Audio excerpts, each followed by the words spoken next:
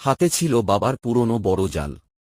পুকুরের ধারে দাঁড়িয়ে বাবা ধীরে ধীরে জালটা পানিতে ছুঁড়ে দিলেন।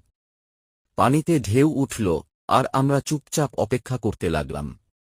কিছুক্ষণ পর জালটা টানতে গিয়ে দেখেন ভারী লাগছে। উত্তেজনায় হাত কাঁপছিল। ধীরে ধীরে তুলে দেখেন, জালে ধরা পড়েছে অনেকগুলো বড় ছোট মাছ। আমরা চিৎকার করে উঠলাম। পুকুর পাড়ে সব ছোট ভাই বোনেরা এসে ভিড় করল। এত এত মাছ দেখে আমরা সবাই খুশিতে নাচতেছিলাম আর ঝাঁপাচ্ছিলাম। ভিডিওটি যদি ভালো লাগে লাইক কমেন্ট করতে ভুলবেন না।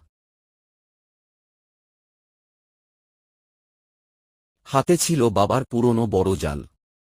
পুকুরের ধারে দাঁড়িয়ে বাবা ধীরে ধীরে জালটা পানিতে ছুঁড়ে দিলেন। পানিতে ঢেউ উঠল, আর আমরা চুপচাপ অপেক্ষা করতে লাগলাম। কিছুক্ষণ পর জালটা টানতে গিয়ে দেখেন ভারী লাগছে।